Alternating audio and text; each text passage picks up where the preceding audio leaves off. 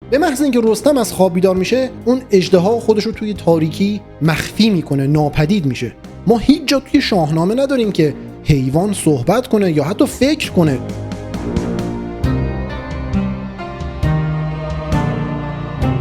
خبر اسارت کیکاووس به زال میرسه و زال هم رستم رو به سمت مازندران میفرسته که اونها رو نجات بده و قرار میشه که رستم از مسیر کوتاه‌تر اما خطرناکتر به سمت مازندران حرکت کنه و همین میشه آغاز هفت خان رستم. این مسیر زابل تا مازندران هفت خان رستم هست.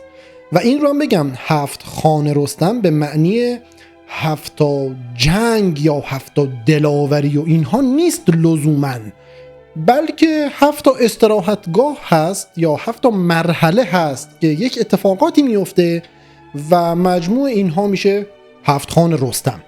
رستم شب و روز حرکت میکنه، یعنی به این معنی که حالت عادی نیست که فقط تایم اداری کار انجام بده و بعدش هم استراحت کنه و شبها هم بخوابه و نه، شب و روز حرکت میکنه و فقط استراحت های کوتاهی اون وسطش داره. بعد از طی یک مسیری به یک شکارگاهی میرسه و خب رستم که خسته و گرسنه هست یک گورخری رو میخواد شکار کنه. جلوتر هم توی شاهنامه میبینیم که گورخر انگار شکار مورد علاقه رستم هست، زیاد شکار میکنه گورخرها رو و توی اون دشت هم گورخر هست، با رخش دنبال یک گورخر میکنه و انقدر سرعت رخش زیاد هست که پا به پای گورخر میدوه. یعنی خب میدونیم اسب به همراه سوار سنگین‌تر هست دیگه، اما انقدر رخش سرعتش زیاد هست که رستم لازم نیست تیر و کمان استفاده کنه برای شکار گورخر. با کمند خودش یک گورخری رو گیر میندازه، پوستشو میکنه و کبابش میکنه و وقتی که سیر میشه حالا میخواد یک چرتی بزنه، یک استراحتی بکنه. زین و اون ادوات جنگی رو از رخش بر میداره و رخش رو آزاد میذاره که اون هم یک استراحتی کنه و خود رستم میخوابه، غافل از این که اون دشت محل زندگی یک شیر هم هست و وقتی که رستم خواب هست اون شیر نزدیک میشه به جایی که رستم و رخش هست. اون شیر میاد جلو و میبینه که یک پهلوان بزرگی خوابیده، کنارش هم یک اسب غول پیکر و اون شیر پیش خودش میگه من اول باید این اسب رو از بین ببرم و بعد اون سوار رو به راحتی میتونم شکار کنم. میبینیم این داستانهای هفت خان رستم یک حالت رؤیاگونه و معماتوری هم داره. ما هیچ جا توی شاهنامه نداریم که حیوان صحبت کنه یا حتی فکر کنه. اینجا فکر کردن شیر هم روایت شده و شیر با همین استدلالی که پیش خودش میکنه به سمت رخش میره و رخش هم از جا بلند میشه، میپره و با اون شیر درگیر میشه و رخش شیر رو میکشه. رستم از این سر و صدا از خواب بیدار میشه و میبینه که بله، رخش سالم و سرحال هست و یک شیر درنده رو از پا در آورده، یک شیر رو کشته. رستم اینجا شاکی میشه و به رخش میگه باهوش، تو اگر کشته میشدی من توی این بیابون تنها باید چیکار میکردم؟ این همه شمشیر و کلاه خود، زره، چاقو، شمشیر، قیچی، من اینا رو چجوری باید تنها میبردم تا مازندران؟ و بهش نهیب میزنه، میگه از این به بعد اگر خطری پیش اومد خودت مستقیم وارد درگیری نشو، بیا منو بیدار کن. کل این ماجرا خان اول رستم بود. دیدین که اصلا رستم خواب بود و خان اول رو رخش انجام داد. همینه که میگم لزوماً هفت خان به معنی هفتا دلاوری و هفتا رزم از طرف رستم نیست. به هر حال بعد از اینکه خان اول تموم میشه رستم رخش رو زین میکنه و آماده حرکت میشن. مسیر رو ادامه میدن تا به یک دشت بی آب و علف و داغ و سوزان میرسن. انقدر تشنگی فشار میاره به این دوتا که رستم و رخش زبونشون آویزون میشه از دهن و رستم دیگه تلو تلو میخورده موقع راه رفتن و در همون حال که دیگه توان راه رفتن نداره رو میکنه به آسمان و با خدا راز و نیاز میکنه و از خدا کمک میخواد.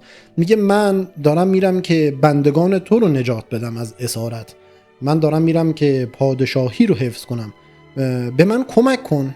و در همین حال که این راز و نیاز رو داره انجام میده روی زمین میفته. همون موقع یک قوچ پیدا میشه، یک میش، و رستم که اون قوچ رو میبینه میگه اینجا مسیر رفت و آمد قوچ و میش و گله نیست و من باید برم دنبال این قوچ ببینم توی این بیابون از کجا آب میخوره، آبش خورش کجاست. اسم خدا رو میاره، از جا بلند میشه، یک دست شمشیرش هست و اون یکی دست افسار رخش هست، چون پیاده هست. رخش هم توان اینو نداره که رستم بتونه سوارش بشه. دنبال اون قوچ میرن تا به یک چشمه آب میرسن. رستم آب میخوره، رخش سیراب میشه.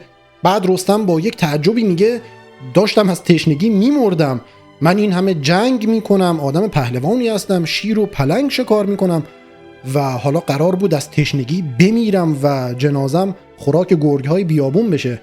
و بعد از خدا تشکر میکنه که این قوچ رو براش فرستاد تا مسیر آب رو پیدا کنه.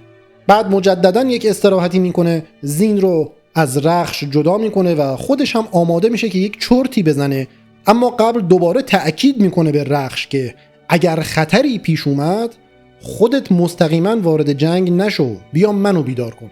و بعدش هم همون حوالی غروب آفتاب میخوابه. در واقع خان دوم هم این تشنگی بود که به لطف خدا و با پیدا شدن اون قوچ برطرف میشه. هوا تاریک میشه و رستم هم در حال استراحت هست. اون دشتی که رستم داره استراحت میکنه کنار اون چشمه آب محل زندگی یک اژدها هست، یک اژدهای غول‌پیکری هست که توی همون تاریکی شب ظاهر میشه و به سمت رستم و رخش میره. رخش هم اون اژدها رو میبینه اما باش درگیر نمیشه و طبق اون توصیه‌ای که رستم بهش کرده بود میره رستم رو از خواب بیدار میکنه. به محض اینکه رستم از خواب بیدار میشه اون اژدها خودش رو توی تاریکی مخفی میکنه، ناپدید میشه.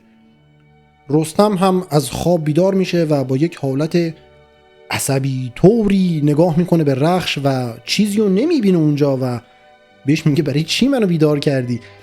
کلن رستم روی خوابش خیلی حساسه، اینو ما بعداً هم میبینیم. نه فقط رستم، پدر بزرگش سام هم اینطوری بود. اگه خاطرتون باشه سام هر وقت یک خبر بدی بهش میرسید اولین کاری که میکرد میخوابید. اصلا مکانیزم دفاعی بدنش خوابیدن بود. مثلا وقتی زال به پدرش نامه نوشت که من عاشق رودابه شدم، وقتی اون نامه به دست سام رسید سام عصبی شد از اینکه پسرش عاشق یک دختر ضحاکی شده. اولین کاری که کرد این بود که رفت خوابید. و خلاصه خواب خیلی مهمه برای این سیستانی ها. رستم هم شاکی میشه، یک نگاهی به رخش میکنه و میگه دیگه منو الکی بیدار نکن و میره دوباره میخوابه. همین که رستم دوباره خواب میره اون اژدها دوباره ظاهر میشه و خودشو به رخش نشون میده. رخش دوباره با عجله میره و رستم رو از خواب بیدار میکنه. دوباره اون اژدها ناپدید میشه. رستم که دوباره از خواب بیدار شده و چیزی رو توی اون تاریکی نمیبینه این دفعه با عصبانیت بیشتری میره بالای سر رخش و میگه اگه دفعه بعد منو بی خود و بی جهت بیدار کنی من خودم میکشمت و همه این وسیله ها رو هم دستم میگیرم و پیاده میرم مازندران. و بعد دوباره میره میخوابه. دفعه سوم اژدها پیداش میشه. رخش دو به شک میشه که من چیکار کنم، از طرفی اژدها داره به سمت ما میاد و از طرفی من از خود رستم هم میترسم، اما به هر حال دلو به دریا میزنه و رستم رو بیدار میکنه و این دفعه دیگه اژدها ناپدید نمیشه و خودش رو با رستم روبرو میکنه.